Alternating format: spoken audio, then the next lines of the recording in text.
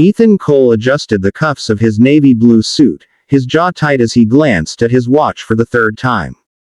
The cafe was quiet and warm, filled with the soft hum of jazz music and low laughter from nearby tables. But he felt completely out of place.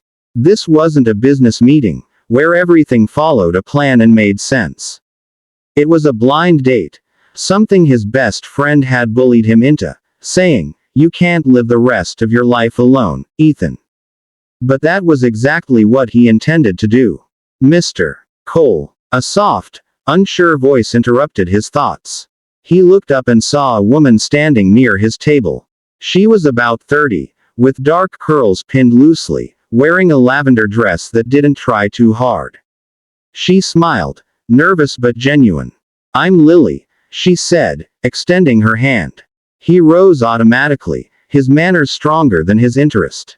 "Ethan." "I know," she said with a shy laugh. "Everyone knows Ethan Cole, the man who built Cole Group from his garage." He gave a polite nod, but his eyes already drifted to his phone. He had no patience for flattery. She took the seat across from him, still trying to find her footing. "I ordered the cappuccino. They say it's the best here," she said, trying to start something, anything. "Do you like coffee?" "I take it black," he replied, his voice flat. She smiled faintly, then looked down. "Right. Of course." They talked. Or rather, she talked, for 10 more minutes. About travel, about books, about how blind dates make her nervous.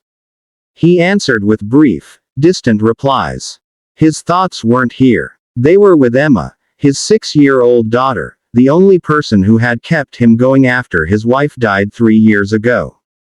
Finally, Lily set down her fork. "You don't want to be here," she said softly.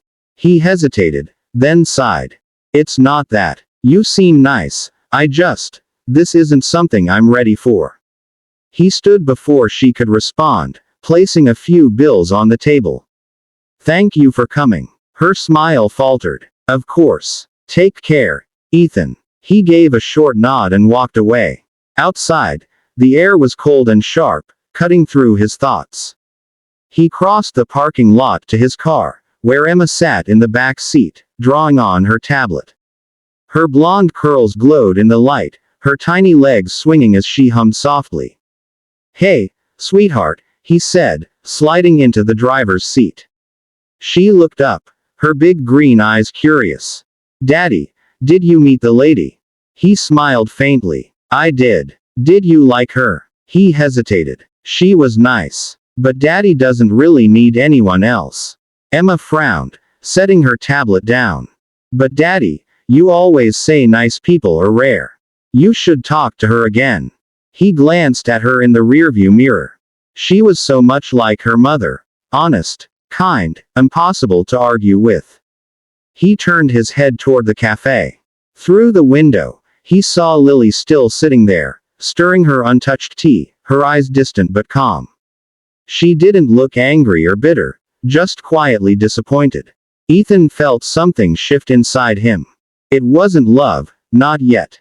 It was something simpler. Something he hadn't felt in years. Curiosity, maybe hope. He exhaled, unbuckled his seatbelt, and turned to Emma. "You think she's nice, huh?" Emma grinned. "I know she is." He chuckled softly. "Then I guess Daddy should listen to his smartest girl." When he pushed open the cafe door again, Lily looked up in surprise. "I'm sorry," he said, standing awkwardly by the table. "My daughter says I was rude." "She's usually right." Lily blinked, then smiled slowly, warmth spreading across her face. "I'm glad she's a wise little girl." Ethan sat down again, feeling oddly lighter. For the first time in 3 years, he stayed, not out of obligation, but because someone, somewhere, made him believe it might be okay to start again. Ethan Cole adjusted the cuffs of his navy blue suit, checking his watch for the third time. The cafe was warm, filled with soft jazz and the clink of porcelain cups, yet he felt completely out of place. His best friend had set up this blind date, insisting it was time to live again. But Ethan didn't want to live again. Not in that way. Not since losing his wife 3 years ago. Mr. Cole. A soft, unsure voice interrupted his thoughts. He looked up. A woman stood there. Dark curls, kind eyes, a lavender dress that looked simple yet elegant. I'm Lily, she said, her smile nervous but genuine. He rose out of habit and shook her hand. Ethan. I know, she said with a laugh that tried to hide her nerves. Everyone knows Ethan Cole, the man who built Cole Group from his garage. He gave a polite nod but didn't return the warmth. She sat down, and so did he. The waiter poured their drinks. Lily tried to start conversations about books, travel, even coffee. Ethan answered with short, polite sentences, his tone cool and distant. After several failed attempts, she set her fork down and said quietly, "You don't want to be here, do you?" Ethan hesitated. "It's not you. I just don't do this kind of thing." "I see," she said, trying to hide the hurt behind her calm voice. He stood, straightening his jacket. "Thank you for your time." And just like that, he walked out. The night air was cold, sharp. He crossed the parking lot and opened the car door, where his 6-year-old daughter, Emma, sat in her booster seat, drawing on her tablet. "Hey, sweetheart," he said softly. Emma looked up, eyes bright. "Did you meet the lady?" "I did. Did you like her?" "She was nice," he said, starting the engine. "But Daddy doesn't really need anyone else." Emma frowned, her small hands folding over her tablet. "But Daddy, you always say nice people are rare. You should talk to her again."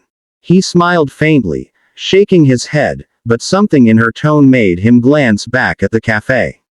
Through the window, Lily still sat there, stirring her tea slowly. Her expression wasn't angry, just sad.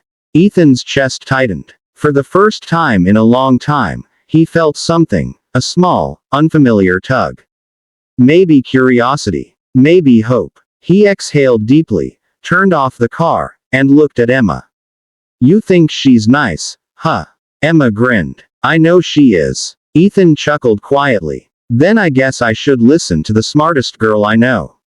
He stepped out of the car and walked back inside. Lily looked up, surprised, as he approached. "I'm sorry," he said. "I wasn't very good company. My daughter says I should give nice people another chance." Lily smiled softly. "Your daughter sounds very wise." "She's her mother's daughter," he replied quietly, then sat down again. They talked. Slowly, awkwardly at first, but something eased between them. He told her about Emma, about how he never meant to end up raising her alone. Lily listened, not with pity, but with warmth. She told him about her job teaching art, about how she believed in second chances. Time slipped by unnoticed. The cafe emptied around them. When they finally left, Lily stepped outside and saw a little girl waiting by the car, holding a paper cup of hot chocolate. Emma waved. "Hi, I'm Emma." Lily smiled and waved back. "Hi, Emma. Daddy said you like hot chocolate," Emma said shyly, handing her the cup. "I asked them to make it extra sweet." Lily blinked, caught off guard by the small gesture. "That's so kind of you." Ethan watched the two of them, a faint smile tugging at his lips. For the first time in years, he felt the quiet, dangerous warmth of happiness brushing against his heart. As they said goodnight, Emma tugged at his sleeve and whispered, "She's really nice, Daddy." Ethan looked at Lily. Her gentle smile, the calm in her eyes, and something inside him finally began to thaw. Maybe his daughter was right. Maybe nice people were rare. And maybe, just maybe, this one had shown up for a reason.